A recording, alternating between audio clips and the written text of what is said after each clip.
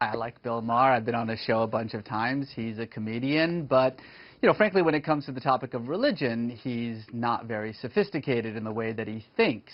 I mean, the argument about the female genital mutilation being an Islamic problem is a perfect example of that. It's not an Islamic problem, it's an African problem. Well, wait, because he says it's a, hold on a second, Reza, because he says it's a Muslim country problem. He says that in Somalia... Yeah, but and that's actually empirically, factually incorrect.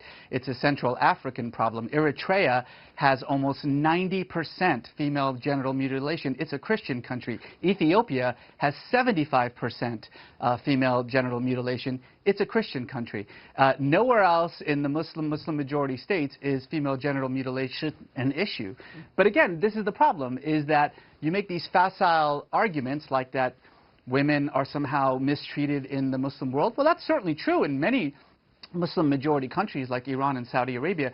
Do you know that Muslims have elected 7 women as their heads of states in those Muslim majority countries? How many women do we have as head of states in the United States? Reza, be honest though, for the most part it is not a free and open society for women in those states. Well, it's not in Iran, it's not in Saudi Arabia, it certainly is in Indonesia and Malaysia, it certainly is in Bangladesh, it certainly is in Turkey. I mean, again, this is the problem, is that you're talking about a religion of 1.5 billion people, and certainly it becomes very easy to just simply paint them all with a single brush by saying, well, in Saudi Arabia they can't drive, and so therefore that's somehow representative of Islam. It's representative of Saudi Arabia. But in Iran, they don't have... I mean, I think that Bill Maher's point is that these aren't extremists. We often talk about extremists and that we should crack down on extremists, and why aren't Muslims speaking out about extremists? In Saudi Arabia, when women can't vote and they can't drive and they need permission from their husband, that's not extremists. Why aren't we talking more about what... That's not extremist, that's commonplace. Why don't we talk more about the commonplace wrongs that are happening in some of these countries? It's extremist when compared to the rights and responsibilities of women, Muslim women around the world. It's an extremist way of dealing with it. But it's not extremist in that. It's not extremist in that country. In Saudi Arabia, that's the norm. Oh no, it's not. I mean, look, Saudi Arabia is one of the most, if not the most extremist Muslim country in the world.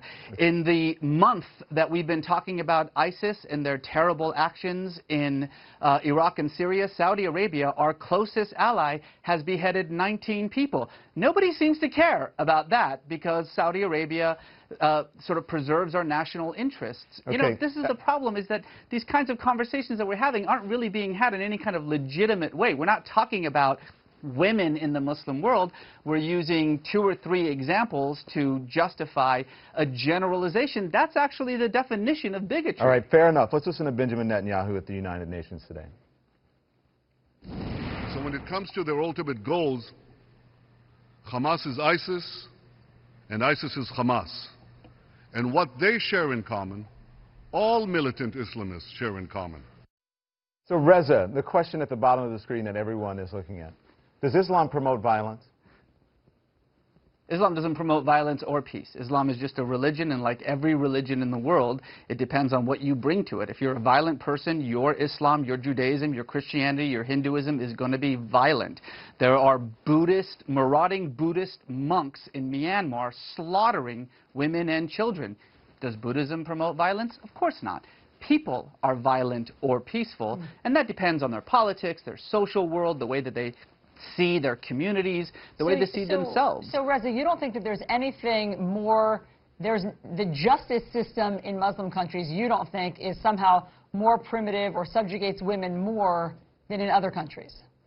Did you hear what you just said? You said in Muslim countries. I just told you that Indonesia, women are absolutely 100% equal to men. In Turkey, they have had more female representatives, more female heads of state in Turkey than we have in the United States. But in Pakistan, stop saying things like Muslim countries. Women are still being stoned. And that's a problem for Pakistan. You're right. In other words, so let's criticize I just want to be clear on what your point is, because I thought you and Bill Maher were saying the same thing. Your point is that Muslim countries are not to blame. There is nothing particular, there's no common thread in Muslim countries. You can't paint with a broad brush that somehow their justice system or Sharia law or what they're doing in terms of stoning and female mutilation is different than in other countries like Western countries.